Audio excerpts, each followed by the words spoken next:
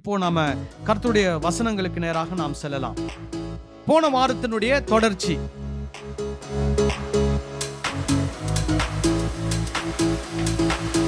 மத்தேயு 28வது அதிகாரம் 16வது வசனத்திலிருந்து 20வது வசனம் வரை உள்ள ஒரு வேத பகுதியை நாம் தியானித்துக் கொண்டு வருகிறோம். போன வாரத்தில் நம்ம என்ன பார்த்தோம்? இயேசு கிறிஸ்து உயிர்த்தெழுந்த பின்பு தன்னுடைய சீஷர்களுக்கு என்ன ஆகிறார்? 40 நாள் தரிசனமாகிறார். தரிசனமாகிட்டு அவங்களுக்கு சில கட்டளைகளை கொடுக்கிறார். அப்போ அதுல கடைசியா இந்த ஒரு கட்டளை என்ன பண்ணப்படுகிறது? அவர்களுக்கு கொடுக்கப்படுகிறது. அது இதுக்கப்புறமா இன்னொரு கட்டளையும் அவர் கொடுக்கிறாரு. அதையும் நம்ம பார்க்க போறோம். இது முன்பதாக மத்தேயுவிலே நமக்கு எழுதப்பட்டிருக்கிறது. சோ இங்க இயேசு என்ன சொல்றாரு? நீங்கள் என்ன பண்ணுங்க? புறப்பட்டு போய் சகல ஜாதிகளை என்ன பண்ணணுமா? சீஷராக்கி அப்படின்னு சொல்லுகிறது. சோ அப்போ நாம் இன்றைக்கு ஏற்கனவே இயேசு கிறிஸ்துவுக்கு என்னவா இருக்கிறோம்? சீஷர்களா இருக்கிறோம். நாம போய் என்ன பண்ணணும்? மற்றவங்களை சீஷர்களாக மாற்ற வேண்டும். சோ இந்த சீஷர்களாக்கி அப்படின்ற வார்த்தை என்பது ஏதோ எடுத்த உடனே நீங்க சீஷர் ஆயிட்டீங்க அதோட முடிஞ்சு போச்சு இல்ல. சீஷர் ஆகுவது என்பது ஒரு ப்ராசஸ். அதாவது ப்ராசஸ் சொன்னா ஒரு நீண்ட நாளாக நடக்கக்கூடிய ஒரு செயல். அதாவது ஆரம்பமாகிறது, அது முடிய போகிறது. இதுக்கு இடையில என்ன நடக்குது? நிறைய செயல்பாடுகள் செயல்பாட்டிலே இருக்கிறது. இப்போ நீங்க சீஷராக உங்க வாழ்க்கை என்ன பண்ணி இருக்கிறீங்க? துவங்கிட்டீங்க. இப்போ உங்க வாழ்க்கையை நீங்க முடிக்கும் போது எப்படி முடிக்கணும்? இயேசுவுக்கு நல்ல சீஷனாக முடிக்கணும். அப்போ முடிக்கிறதுக்கு முன்னாடி உங்க வாழ்க்கையில நிறைய விஷயங்கள் என்ன பண்ணுகிறது? நடக்கிறது. அந்த நடக்கிறதுல நீங்க நிறைய விஷயங்களை என்ன பண்ணணும்? செய்யணும். அதுல ஒண்ணுதான் என்னன்னா, நீங்க சீஷர் ஆயிட்டீங்க. சீஷர் ஆயிருக்கிற நீங்களும் என்ன பண்ணணும்? புறப்பட்டு போகணும். போய் முதல்ல இயேசுவை பத்தி தெரியும், ஆனா சரியா தெரியாது. அவங்களுக்கு இயேசுவை பத்தி என்ன சொல்லணும்? சரியா சொல்லி கொடுக்கணும். ரெண்டாவது, இயேசுவை பத்தியே தெரியாது. அப்போ அவங்களுக்கு என்ன பண்ணணும்? இயேசுவை பத்தி சொல்லி கொடுக்கணும். சோ முதல்ல யாருக்கு சொல்லணும்? இயேசுவை பத்தி தெரியும், ஆனா சரியா தெரியாது. ரெண்டாவது, இயேசுவை பத்தியே தெரியாது. அவங்களுக்கு இயேசுவை பத்தி சரியா என்ன பண்ணணும்? சொல்லி கொடுக்கணும். ஹல்லேலூயா. அப்போ அதனால நம்ம என்ன பண்ணணும்? புறப்பட்டு போகணும்.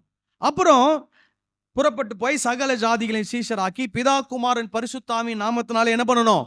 ஞான ஸ்நானம் கொடுக்கணும். சோ நம்ம இயேசுவுக்கு சீஷன் என்று சொன்னால் நாம் ஞான ஸ்நானம் என்ன பண்ண வேண்டும்? பெற வேண்டும். நம்முடைய திருச்சபையில இன்னும் ஒரு சிலர் என்ன பண்ணாம இருக்கிறீங்க? இன்னும் ஞானஸ்நானம் பெறாம இருக்கிறீங்க. அப்படின்னா இன்னும் இயேசு கிறிஸ்துடைய கட்டளைக்கு என்ன பண்ணவில்லை? கீழ்ப்படியவில்லை. அப்போ நாம் அவருடைய கட்டளைக்கு என்ன பண்ண வேண்டும்? கீழ்ப்படிந்து ஞானஸ்நானம் பெற்றுக்கொள்ள வேண்டும். ஞானஸ்நானம் என்பது ஒரு அடையாளம்.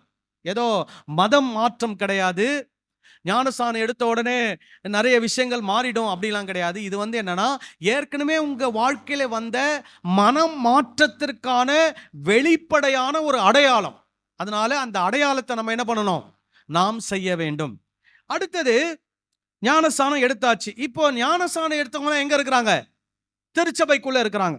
அப்ப திருச்சபைக்குள்ள இருக்கிறவங்களுக்கு இயேசு என்ன சொல்றாருன்னா, நான் உங்களுக்கு கட்டளையிட்ட யாவும் அவர்கள் கை கொள்ளும்படி அவர்களுக்கு என்ன பண்ணுங்கள்? உபதேசம் பண்ணுங்கள். சோ சபையில என்ன நடக்கணும்? உபதேசம் நடக்கணும். உபதேசம் பண்ணணும். உபதேசம் அப்படின்னா என்னன்னா, டீச்சிங், கற்றுக் கொடுப்பது.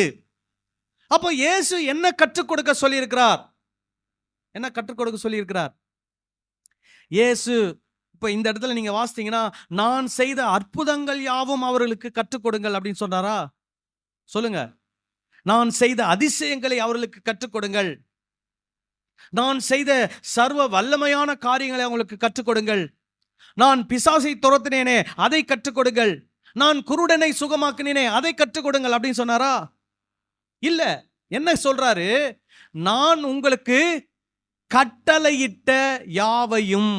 சோ இயேசு என்ன எல்லாம் கட்டளை கொடுத்திருக்கிறாரோ அந்த கட்டளைகளை யாருக்கு கற்றுக் கொடுக்க வேண்டும்? சீஷர்களுக்கு கற்றுக் கொடுக்க வேண்டும். அப்போ நீங்க எல்லாம் சீஷர்களா வந்திருக்கிறீங்க. உங்களுக்கு எதை தான் கற்றுக் கொடுக்கணும்? இயேசு கொடுத்த கட்டளைகளை கற்றுக் கொடுக்க வேண்டும். அப்போதான் ஒரு கிறிஸ்தவ வாழ்க்கையில என்ன செய்யணும், என்ன செய்யக்கூடாதுன்றது உங்களுக்கு தெரியும். அதே மாதிரி நீங்க யார் யாரெல்லாம் சீஷரா மாத்துறீங்களோ அவங்களுக்கு எதை கற்றுக் கொடுக்கணும்? இதே கட்டளைகளை கற்றுக் கொடுக்கணும். அவங்க கிட்ட போய் என்ன கற்றுக் கொடுக்க கூடாது? இயேசு கானா ஒரு கல்யாணத்துல ஒரு அற்புதம் செஞ்சாரு, இயேசு கடல் மேல நடந்தாரு, இயேசு ஒரு குஷ்டரோகியை சுகப்படுத்தினாரு, இயேசு ஒரு குருடனுக்கு சுகம் கொடுத்தாரு. இதை கற்றுக் கொடுக்க கூடாது. எதை கற்றுக் கொடுக்கணும்? இயேசு என்ன கட்டளை கொடுத்தார், அந்த கட்டளைகளை என்ன பண்ணணும்? கற்றுக் கொடுக்கணும். சரி, உடனே நமக்கு ஒரு கேள்வி வரும். இயேசு கற்றுக் கொடுத்த கட்டளை எங்க இருக்குது? இயேசு கொடுத்த கட்டளை எங்க இருக்குது?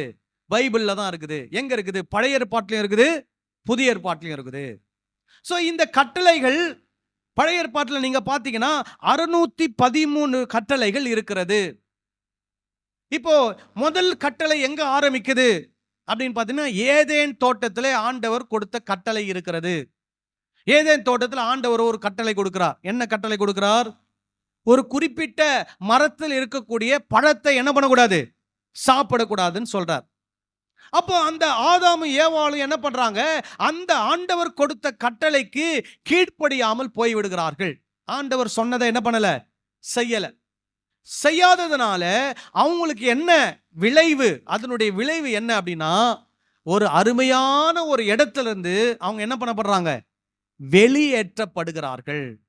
அதாவது ஆண்டவர் அவருடைய கரத்தில் கொடுத்த ஆசீர்வாதத்தை என்ன பண்றார்? திரும்ப எடுத்துடுறார். தோட்டத்தில் ஆண்டவர் அவங்கள வைக்கிறாரு. ஒரு அருமையான தோட்டம். அந்த தோட்டம் இன்னைக்கும் அந்த மாதிரி தோட்டம் நம்ம எங்கேயுமே என்ன பண்ண முடியாது? கண்டுபிடிக்கவே முடியாது. இனிமேல் தான் அது நமக்கு கிடைக்கும். இப்போதைக்கு அது கிடைக்காது.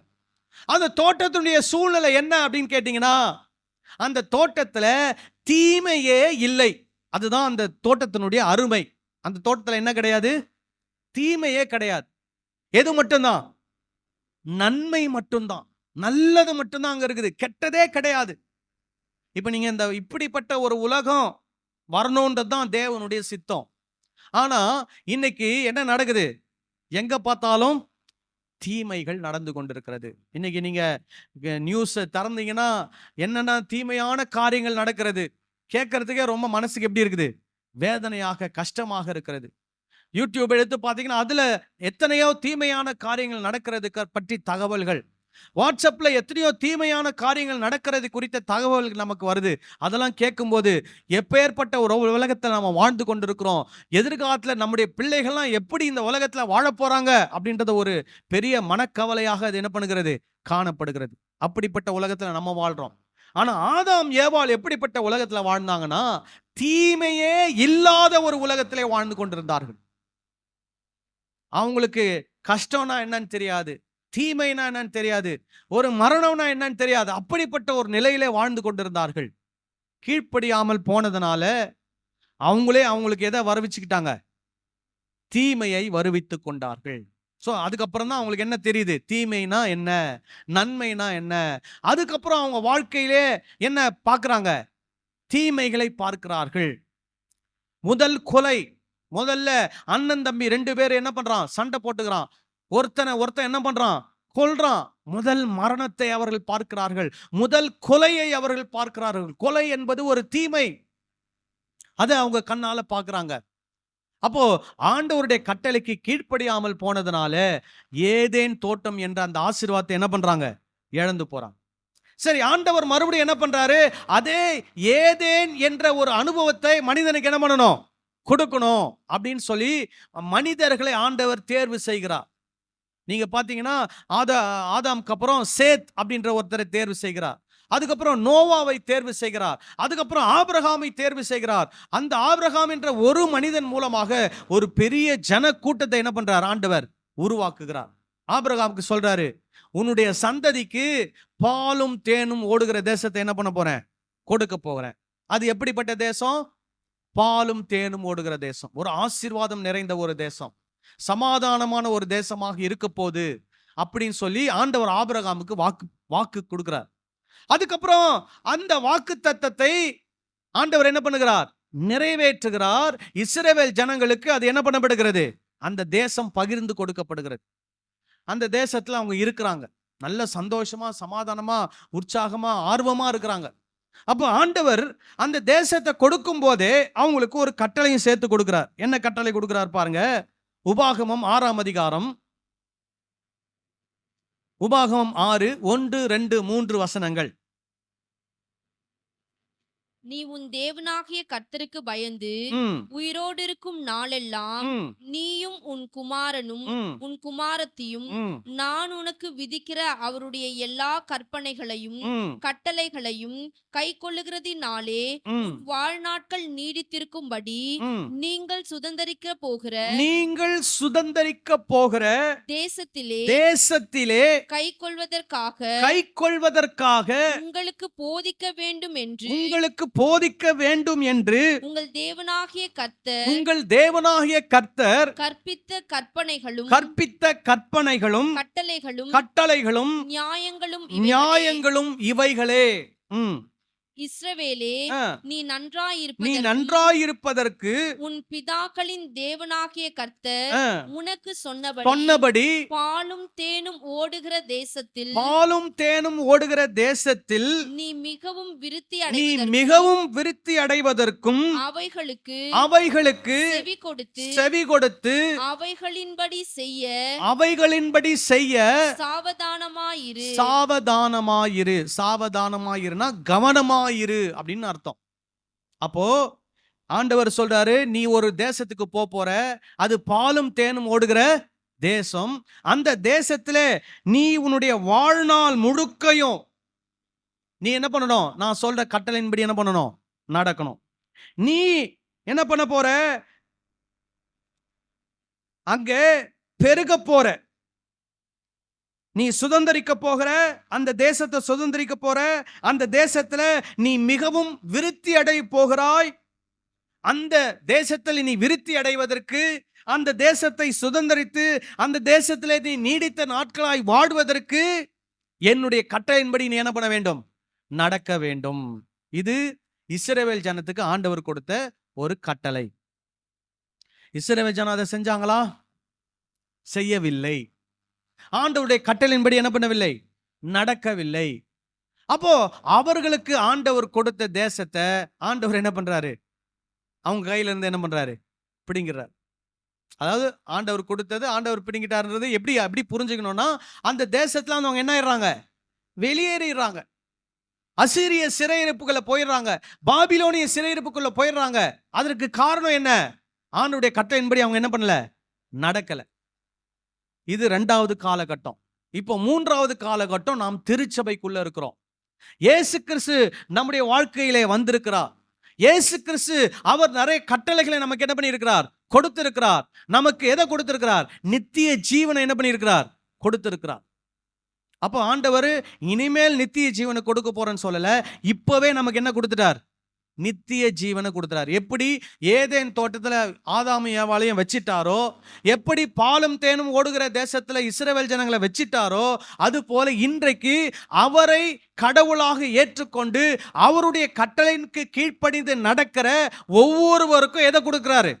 நித்திய ஜீவனை இப்பொழுதே கொடுத்து விட்டார். ஹல்லேலூயா. இப்போ நம்ம அதை என்ன பண்ணணும்? காத்து கொள்ளணும். நம்முடைய வாழ்நாள் முடிகிற வரைக்கும் இந்த விசுவாசத்துல உறுதியா இருக்கணும். வாழ்நாள் முடிகிற வரைக்கும் இந்த கட்டளைகளுக்கு நம்ம என்ன பண்ணணும்? கீழ்ப்படிந்து நடக்கணும். அப்படி கீழ்ப்படிந்து நடப்போமானால் அந்த நித்திய ஜீவனை நம்ம என்ன பண்றோம்? இந்த சரீரத்தை விட்டு போகும்போது அதை முழுமையாக, நிறைவாக, பூரணமாக சுதந்தரித்துக் கொள்கிறோம். ஹல்லேலூயா. இதுதான் முழு பைபிள்ல இருக்கக்கூடிய கான்செப்ட். கர்த்தருடைய வார்த்தைக்கு கீழ்ப்படிந்தால் தொடர்ந்து ஏதேனில் நீ இருக்க முடியும். கர்த்தருடைய வார்த்தைக்கு கீழ்ப்படிந்தால் தொடர்ந்து பாலும் தேனும் ஓடு தேசத்திலே இருக்க முடியும். கர்த்தருடைய கட்டளைக்கு கீழ்ப்படிந்தால் தொடர்ந்து நித்திய ஜீவனை நீ என்ன பண்ண முடியும்? பெற்று அனுபவிக்க முடியும். அப்போ என்ன கேள்வி வருது? கட்டளைகள் எங்க இருக்கிறது? கட்டளைனா என்ன? எங்க இருக்குது? அதை நான் எப்படி கீழ்ப்படிவது? அதுதான் போன வாரத்துல ஒரு சில வசனங்களை நம்ம பார்த்தோம். பழைய ஏற்பாட்டில் இருக்கக்கூடிய கட்டளை. அதுக்கு முன்னாடி இன்னும் ஒரு சில விஷயங்களையும் உங்களுக்கு நான் சொல்ல விரும்புகிறேன். இயேசு இந்த வசனத்தை அடிக்கடி நான் சொல்லி இருக்கிறேன். யோவான் 14ஆம் அதிகாரம் 15ஆம் வசனம் இயேசு சொல்கிறார், நீங்கள் என்னிடத்தில் அன்பாயிருந்தால் என் கற்பனைகளை கை கொள்ளுங்கள். ஸோ ஆண்டவருடைய கற்பனைகளை நாம் கைக்கொள்வதற்கு ஒரே ஒரு காரணம் தான். எப்படி யோசிக்க கூடாதுன்னா, நித்திய ஜீவனை இழந்து போயிருவேன், அதனால நான் கைக்கொள்வேன். அப்படி இல்லை. நான் ஆண்டவர் மேல என்ன வச்சிருக்கிறேன்? அன்பு வச்சிருக்கிறேன். ஆண்டவர் என் மேல அன்பு வச்சிருக்கிறார், அதனால எனக்காக உயிரை கொடுத்திருக்கிறார். நான் ஆண்டவர் மேல அன்பு வச்சிருக்கிறேன், அதனால ஆண்டவருடைய கற்பனைகளுக்கு நான் என்ன பண்ணுவேன்? கைக்கொள்வேன். அவருடைய கட்டளை கைக்கொண்டு நடப்பேன். 21ஆம் வசனம் சொல்லுகிறது, என் கற்பனைகளை பெற்றுக்கொண்டு அவைகளை கைக்கொள்ளுகிறவனோ என்னிடத்தில் அன்பாயிருக்கிறான். என்னிடத்தில் அன்பாயிருக்கிறவன் என் பிதாவுக்கு அன்பாயிருப்பான்.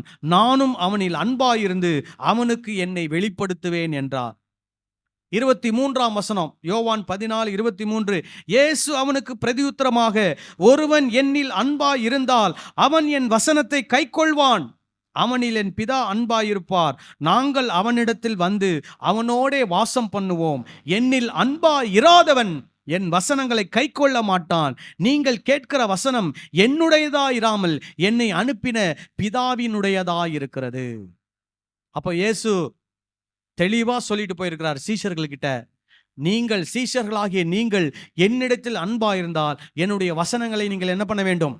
கைக்கொள்ள வேண்டும். என்னுடைய கட்டளைகளை நீங்கள் என்ன பண்ண வேண்டும்? கைக்கொள்ள வேண்டும். சரி, இயேசு நம்ம கிட்ட சொல்லியிருக்கிறார், கைக்கொள்ளணும்னு சொல்லியிருக்கிறார். இயேசு என்ன செய்தார்? மத்தேயு 5ஆம் அதிகாரத்திலே ஒரு வசனம் இருக்கிறது. மத்தேயு 5ஆம் அதிகாரத்தை நாம் எடுத்துக்கொள்ளலாம். 17ஆம் வசனத்திலிருந்து வாசிக்கலாமா? நியாயப்பிரமாணத்தை ஆனாலும் தீர்க்க தரிசனங்களை ஆனாலும் அழிக்கிறதற்கு வந்தேன் என்று எண்ணிக்கொள்ளாதேயுங்கள். என்ன பண்ண வந்தேன் என்று எண்ணிக்கொள்ளாதீங்க? அழிக்கிறதற்கு வந்தேன் என்று என்ன பண்ணாதீங்க? எண்ணிக்கொள்ளாதீங்க. அப்ப இயேசு, நிறைய பேர் அப்படிதான் நினைச்சுக்கிறாங்க, கட்டளையெல்லாம் இயேசு என்ன பண்ணிட்டாரு? அழிச்சிட்டாரு. இப்போ கிறிஸ்தவ வாழ்க்கை என்னது? கிருபையின் வாழ்க்கை அப்படின்னு நினைக்கிறாங்க. இப்போ நம்ம இருக்கிறதே எதுல தான்? கிருபையில தான் இருக்கிறோம். அதுல எந்த சந்தேகமும் கிடையாது. ஆனா இயேசு என்ன சொல்றாரு இந்த இடத்துல? நியாயப்பிரமாணத்தை ஆனாலும் தீர்க்க தரிசனங்களை ஆனாலும் என்ன பண்ணவில்லை? அழிக்கிறதற்கு வந்தேன் என்று எண்ணிக்கொள்ளாதிருங்கள். அப்படின்னா நம்ம என்ன என்ன என்ன என்ன நினைக்கக்கூடாது? இயேசு இப்ப நியாயப்பிரமாணத்தை முற்றுமா என்ன பண்ணிட்டாரு? அழிச்சிட்டாரு. தீர்க்க தரிசன புஸ்தகங்கள்லாம் என்ன பண்ணிட்டாரு? அழிச்சிட்டாரு. இப்ப நியாயப்பிரமாணம் நமக்கு கிடையாது, தீர்க்க தரிசனம் நமக்கு கிடையாது. எதுதான்? புதிய ஏற்பாட்டில் இருக்கக்கூடிய வசனங்கள் தான், நமக்கு கிருபை தான் அப்படின்னு நம்ம நினைக்க கூடாது. புரியுதுங்களா? அப்ப இயேசு அதை அழிக்கிறதுக்காக என்ன பண்ணல, வரல. அப்போ எதுக்காக வந்திருக்கிறாரு? அழிக்கிறதற்கு அல்ல, நிறைவேற்றுகிறதற்கே வந்தேன். அப்போ இயேசு வந்து நியாயப்பிரமாணத்தையும் தீர்க்க தரிசனத்தையும் என்ன பண்ணியிருக்கிறாரு? நிறைவேற்றி இருக்கிறார். இதையும் நிறைய பேர் எப்படி தப்பா புரிஞ்சுக்கிறாங்கன்னா, எங்க எல்லாருக்காக இயேசு நிறைவேற்றிட்டாரு. எப்படி? எங்க எல்லாருக்காகவும் இயேசு நியாயப்பிரமாணத்தை நிறைவேற்றிட்டாரு, எங்க எல்லாருக்காகவும் இயேசு தீர்க்க தரிசன ஆகமங்களை நிறைவேற்றிட்டாரு, அதனால நாங்க என்ன செய்ய வேணாம்? ஒன்றும் செய்ய வேணாம். என்ன மட்டும் சொல்லிட்டே இருக்கணும்? கிருபை கிருபை கிருபை கிருபைன்னு சொல்லிட்டு எங்க இஷ்டப்படி எங்க சுயநலப்படி நாங்க என்ன பண்ணலாம்? கிறிஸ்தவர்களாக வாழலாம். அப்படி வாழ்ந்தால் எங்களுக்கு என்ன உண்டு? நித்திய ஜீவன் உண்டு என்று நிறைய பேர் போதிக்கிறார்கள், நினைத்து கொண்டிருக்கிறார்கள். நல்லா கவனிக்கணும். இயேசு நமக்காக நியாயப்பிரமாணத்தை நிறைவேற்றல. அவர் என்ன செய்ய வர்றார்னா, நியாயப்பிரமாணத்தின்படி எல்லாராலும் கீழ்ப்பணிந்து நடக்க முடியும் என்பதை அவர் என்ன பண்ணியிருக்கிறார்? நிரூபித்து காண்பித்திருக்கிறார். என்ன காண்பித்து போயிருக்கிறாரு? நியாயப்பிரமாண கட்டளைகளின்படி எல்லாராலும் என்ன பண்ண முடியும்? நடக்க முடியும் அப்படின்றத அவர் ஒரு மனிதனாக நிரூபித்து விட்டு சென்றிருக்கிறார். ஹல்லேலூயா. அவர் 100% மனிதன். அவர் நியாயப்பிரமாணத்தை நிறைவேற்றினார், தீர்க்க தரிசனங்களை நிறைவேற்றினார். அப்படின்னா என்ன? நியாயப்பிரமாணத்தை தீர்க்க தரிசனங்களும் ஆண்டவர் கொடுத்த கட்டளை இருக்கிறது. அந்த கட்டளைகளை இயேசு என்ன பண்ணினார்? ஒரு மனிதனாக இந்த பூமியில நிறைவேற்றினார். அந்த கட்டளை கொடுத்தது யார்தான்? அவர்தான். திருத்துவ தேவன்ல அவர் ஒருவர். அப்ப அந்த திருத்துவ தேவன் கொடுத்த கட்டளையிலே இயேசு, திருத்துவ தேவன்ல ஒருவராகிய இயேசு, அவர் என்ன பண்றாரு? இந்த பூமியில மனிதனாக வந்து என்ன பண்ணுகிறார்? இந்த கட்டளைகளை நிறைவேற்றுகிறார். ஹல்லேலூயா. திருத்துவ தேவனிலே ஒருவராகிய இயேசு இந்த பூமியிலே வந்து மனிதனாக பிறந்து அந்த நியாயப்பிரமாண கட்டளைகளை, தீர்க்க தரிசனத்திலே சொல்லப்பட்டிருக்கிற கட்டளைகளை அவர் நிறைவேற்றி முடித்தார். ஏன் அதை செய்தார்? நாமளும் அதை செய்யணுன்றதுக்காக தான். நிறைய பேர் இதோட நிறுத்திடுவாங்க. நான் எதுக்காக வரல? அழிக்கிறதற்காக வரல, நிறைவேற்றுவதற்காக வந்தேன். முடிச்சிட்டு இயேசு எல்லாத்தையும் நிறைவேற்றிட்டார், அதனால நம்ம எதையும் என்ன பண்ண வேணாம், செய்ய வேணாம் அப்படின்னு சொல்லிடுறாங்க. ஆனா அதை தொடர்ந்து நம்ம வாசிக்கணும். இயேசு என்ன சொல்றார் பாருங்க தொடர்ந்து. வானமும் பூமியும் ஒழிந்து போனாலும், வானமும் பூமியும் ஒழிந்து போனாலும் நியாயப்பிரமாணத்தில் உள்ளதெல்லாம் நிறைவேறும் அளவும். நிறைவேறும் அளவும் அப்படின்னா என்ன அர்த்தம்? இன்னும் என்ன போகுது? நிறைவேற போகிறது. நிறைவேறும் அளவும் அப்படின்னா அது இன்னும் எதிர்காலத்தை குறித்து அவர் என்ன பண்ணுகிறார்? பேசுகிறார். நிறைவேற போகிறது. யார் மூலமா நிறைவேற போகிறது? உங்க மூலமா, என் மூலமாக நியாயப்பிரமாணம் என்ன ஆக போகிறது? நிறைவேற போகிறது. அப்போ இயேசு சொல்றாரு, வானம் பூமி ஒழிந்து போனாலும் நியாயப்பிரமாணத்தில் உள்ளதெல்லாம் நிறைவேறும் அளவும் அதில் ஒரு சிறு எழுத்தாகிலும் ஒரு எழுத்தின் உறுப்பாகிலும் ஒழிந்து போகாது என்று மெய்யாகவே உங்களுக்கு சொல்லுகிறேன். அப்போ நிறைவேறும் அளவும் என்ன பண்ணாதான்? ஒழிந்து போகாது. இது ரெண்டுமே எதை பத்தி பேசுது? எதிர்காலத்தை குறித்து பேசுகிறது. இப்போ ஒரு சிலர் சொல்றாங்க இல்லையா, இயேசு நிறைவேற்றிட்டாருன்னு. அப்போ நிறைவேற்றினதுக்கு அப்புறம் ஏன் இயேசு எதிர்காலத்தை பத்தி பேசணும்? இயேசு சொல்லல, நான் நிறைவேற்றியாச்சுப்பா, வானம் பூமி ஒழிந்து போட்டோம், நான் நியாயப்பிரமாணம் என்ன பண்ணிட்டேன்? நிறைவேற்றிட்டேன். இனிமேல் அது ஒழிந்து போகுதோ ஒழிந்து போகலையோ அதை பத்தி என்ன இல்லை, கவலை இல்லைன்னு சொல்லலாம். ஆனா அவர் அப்படி சொல்லல. என்ன சொல்றாருன்னா, நியாயப்பிரமாணம் நிறைவேறும் அளவும் அப்படின்னா அது முழுமையாக என்ன பண்ண வேண்டும்? நிறைவேற வேண்டும். அது என்ன பண்ண போகிறது இல்ல, ஒழிந்து போகிறது இல்ல. அப்போ இன்னும் அது என்ன பண்ண போகிறது? தொடர்ந்து இருக்க போகிறது. அது ஒழிந்து போகிறது இல்ல, அது தொடர்ந்து இருக்க போகிறது. அந்த நியாயப்பிரமாணத்தை யார் நிறைவேற்ற போகிறா? என்னுடைய சீஷர்கள் என்ன பண்ண போகிறார்கள்? நிறைவேற்ற போகிறார்கள். அப்புறம் பாருங்க, ஆகையால் இந்த கற்பனைகள் எல்லாவற்றிலும் சிறிதானதொன்றையாகிலும் மீறி அவ்விதமாய் மனுஷருக்கு போதிக்கிறவன் பரலோக ராஜ்யத்தில் எல்லாரிலும் சிறியவன் எனப்படுவான். இப்ப இதையும் எதுதான்? போதிக்கிறவன் அப்படின்னா யாரு?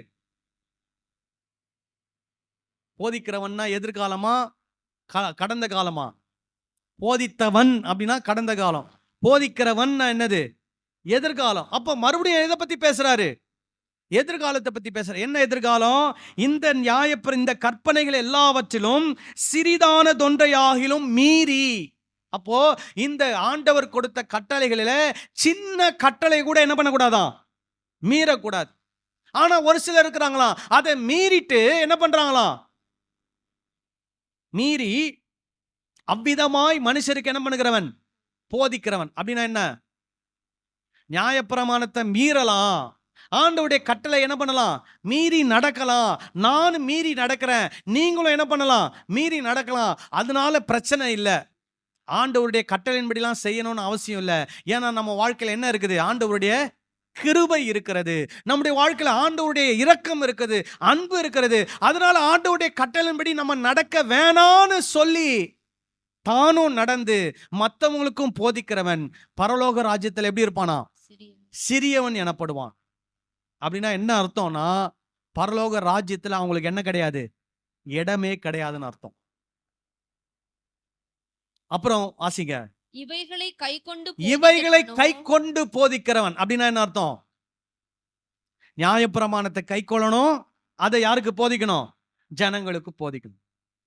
இவைகளை கை கொண்டு போதிக்கிறவன் பரலோக ராஜ்யத்தில் பெரியவன் எனப்படுவான். அப்படின்னா என்ன அர்த்தம்னா, பரலோக ராஜ்யத்துல பெரிய ஆளு சின்ன ஆளு அப்படி கிடையாது. பரலோக ராஜ்யத்துல அவங்களுக்கு என்ன இருக்குது? இடம் இருக்கிறது என்ற அர்த்தம். அல்லேலூயா.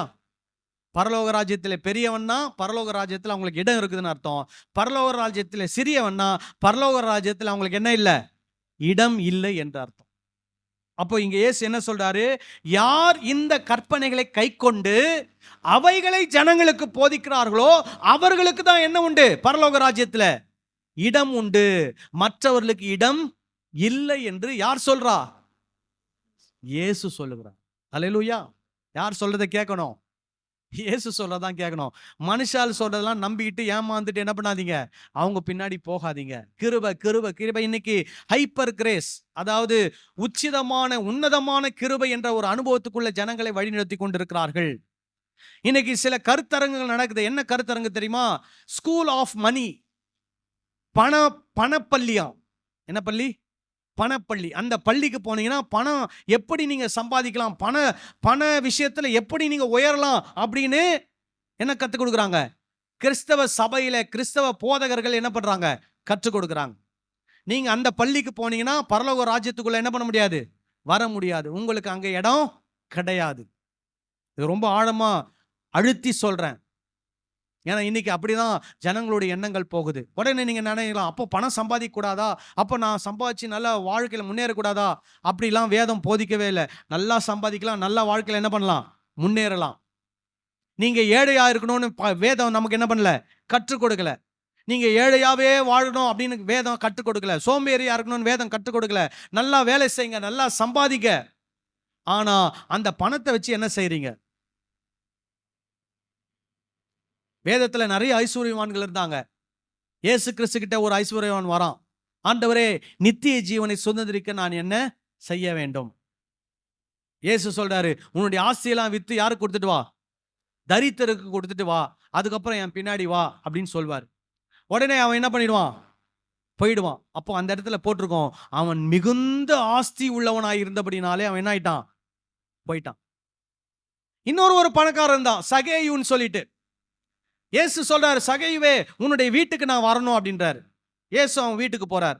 போன உடனே அவன் சொல்றான், ஆண்டவரே, நான் என்னுடைய சொத்துல பாதி சொத்தை யாரு கொடுக்க போறேன்? ஏழைக்கு கொடுக்க போறேன்.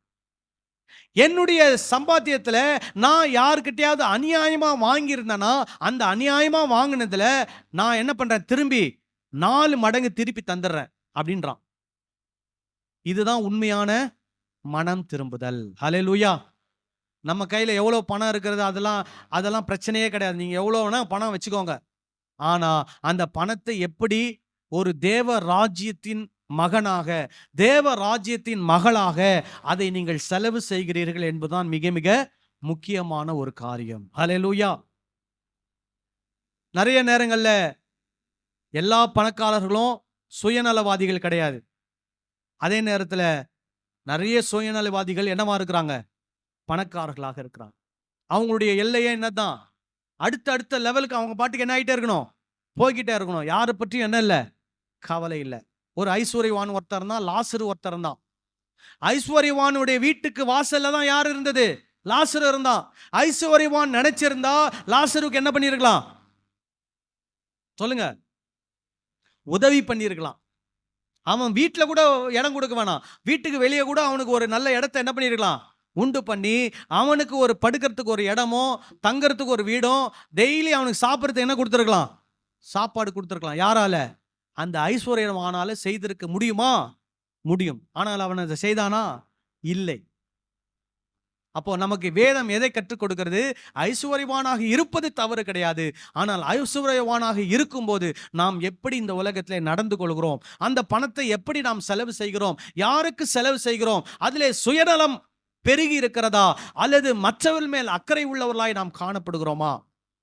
அதுதான் நாம் கேட்க வேண்டிய முக்கியமான கேள்வி. சரி, இங்கேயும் கற்பனைகள் கட்டளைகள் என்று சொல்லும் போது இயேசு நம்ம கிட்ட என்ன எதிர்பார்க்கிறார்? 100% எல்லா கட்டளைகளையும் நிறைவேற்றி ஆகணும்னு எதிர்பார்க்கிறாரா? சொல்லுங்க. அப்படிலாம் அவர் எதிர்பார்க்கவே இல்லை. அப்படி எதிர்பார்த்தா நம்ம யாரும் என்ன பண்ண முடியாது? 100% அவர் எதிர்பார்ப்பை பூர்த்தி செய்ய முடியாது. ஆனா அவர் எதிர்பார்க்கிறது என்னன்னா, நம்ம கட்டளைகளை என்ன பண்ணணும்? கை கொள்ளணும். கை கொள்வதற்கு என்ன பண்ணணும்? முயற்சி எடுக்கணும். நம்ம தோல்வி அடைஞ்சாலும் மறுபடியும் என்ன பண்ணணும்? எந்திரிச்சு அந்த கட்டளையின்படி நடப்பதற்கு என்ன பண்ணணும்? முயற்சி எடுக்கணும். அந்த அப்படிப்பட்ட ஒரு உள்ளம் நம்மிடத்தில் இருக்க வேண்டும். அதை தான் ஆண்டவர் நம்ம இடத்துல எதிர்பார்க்கிறார். ஹல்லேலூயா. ஆனா இயேசு 100% கட்டளைகளை நிறைவேற்றினாரா? நிறைவேற்றினார். அவர் நமக்கு முன்னாடி நமக்கு ஒரு உதாரணத்தை வச்சுட்டு போயிருக்கிறார். ஆனா அவர் செஞ்ச மாதிரியே 100% நம்ம எல்லாரும் செய்யணும்னு அவர் எதிர்பார்க்கல. ஆனா நம்ம என்ன பண்ணணும்? அவருடைய கட்டளையின்படி நடப்பதற்கு முயற்சிகள் எடுக்க வேண்டும். அவருடைய வார்த்தைக்கு கீழ்ப்படிவதற்கு நாம் நம்முடைய மனதை என்ன பண்ணணும்? திறந்து கொடுக்க வேண்டும், கீழ்ப்படிய வேண்டும். ஹல்லேலூயா. சரி, இப்போ அந்த கட்டளைகள் பார்த்தோம் இல்லையா? அதற்கு போவோம். நம்ம ஏற்கனவே பார்த்தது யாத்ராகமம் 20வது அதிகாரம் 22வது அதிகாரம் பார்த்தோம். இப்போ யாத்ராகமம் 23ஆம் அதிகாரம் எடுத்துக்கொள்வோம். 4ஆம் வசனத்தை வாசிக்கலாம். உன் சத்ருவின் சத்துருவின் மாடாவது அவனுடைய கழுதையாவது தப்பி போக கண்டால் அதை திரும்ப அவனிடத்தில் கொண்டு போய் விடுவாயாக. யாருடைய மாடு கழுதை யாருடையது? சத்ருனா யாரு? எதிரி, வேண்டாதவர், நமக்கு துரோகி. அவருடைய ஆடோ அவருடைய மாடோ அவருடைய கழுதையோ என்ன ஆயிடுச்சான்? எப்படி போகுது? ரூட் மாறி வேற எங்கேயோ என்ன ஆயிட்டு இருக்குது? போயிட்டு இருக்குது. நம்ம அதை பார்க்கிறோம். என்ன நினைக்கூடாது? இன்னும் நல்லா பத்தி விட்டு அதை என்ன பண்ணிடக்கூடாது? துரத்தி எங்கேயோ ஓட விட்டுறக்கூடாது. என்ன பண்ணணும்? போய் அதை பிடிச்சுக்கிட்டு கொண்டு வந்து யாருக்கிட்ட விடணும்? சொல்லுங்க. அதை திரும்ப அவனிடத்தில் கொண்டு போய் விடுவாயாக. இது ஆண்டவர் கொடுத்த கட்டளை. இன்றைக்கு அதை எப்படி நம்ம சாத்தியப்படுத்த முடியும்? நம்ம எல்லாம் வீட்டுல மாடு கழுதை ஆடெல்லாம் வளர்க்கிறோமா? சொல்லுங்க.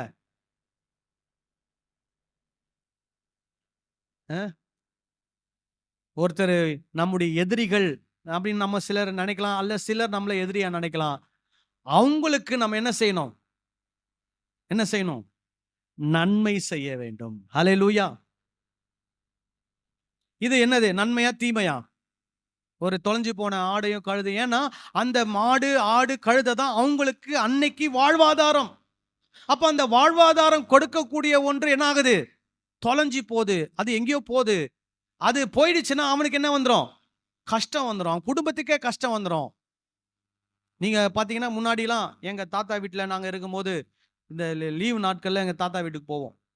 அப்போ டீ காஃபி போறதுக்கு வெளியே பாலே வாங்க மாட்டாங்க. வீட்லயே 2 மாடு 3 மாடு இருக்கும். மாட்டுல என்ன பண்ணுவாங்க? பாலை கறந்து அதுல தான் என்ன கிடைக்கும்? காஃபி, டீ, தயிர், மோர் எல்லாமே கிடைக்கும். டெய்லி எங்க வீட்டுல தயிர் இருக்கும். அங்க தாத்தா வீட்டுல டெய்லி நல்ல என்ன சொல்லுது பசு மாட்டு பால்ல டீ காஃபி குடிப்போம். டெய்லி நல்ல மோர் கிடைக்கும். இது டெய்லியும் இருக்கும். ஏன்னா எங்க வீட்டுல என்ன இருந்தது? மாடு இருந்தது. அதுதான் சிலருடைய வாழ்க்கையிலே அதுதான் அவங்க வாழ்க்கையினுடைய ஆதாரம். அதுதான் அவங்களுடைய பிழைப்பு. அதை வச்சுதான், அதை வித்துதான் அவங்க என்ன பண்ணுவாங்க? அவங்க குடும்பத்தையே நடத்துவாங்க. அப்படின்னும் போது அது காணாம போச்சுன்னா, அது இல்லாம போச்சுன்னா அவங்க குடும்பத்துக்கு அது என்ன ஆகும்? பெரிய பாதிப்பு, இழப்பு உண்டாகும். அப்போ நம்முடைய எதிரியா இருந்தாலும் அந்த எதிரிக்கு என்ன வரக்கூடாது? ஒரு இழப்போ ஒரு நஷ்டமோ ஒரு குறைவோ வராதபடிக்கு அது நம்ம கண்ணுக்கு முன்னாடி அதை என்ன பண்ணக்கூடாது? நடக்குமானால் நாம் அதை என்ன பண்ணக்கூடாது? அலோவ் பண்ணக்கூடாது.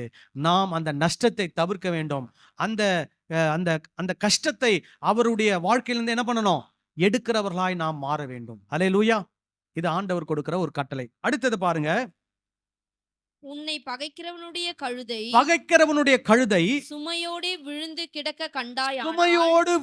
கிடக்க கண்டாயானால் அதற்கு உதவி செய்யாதிருக்கலாமா? கேள்வி கேட்கிறார் ஆண்டவர். யாருடைய கழுதை? பகைவனுடைய கழுதை. அது பொதி சுமந்துக்கிட்டு போகுது, பெரிய மூட்டையை சுமந்துக்கிட்டு போகுது. அதால சுமக்க முடியல. என்ன ஆயிடுச்சு? கீழே சரிஞ்சு விழுந்து கிடக்குது. அதை அப்படியே விட்டுட்டு போயிடலாமா? போகக்கூடாது. ஆண்டவர் கேட்கிறாரு, அவசியமாய் அவனோடு கூட அதற்கு உதவி செய்வாயாக.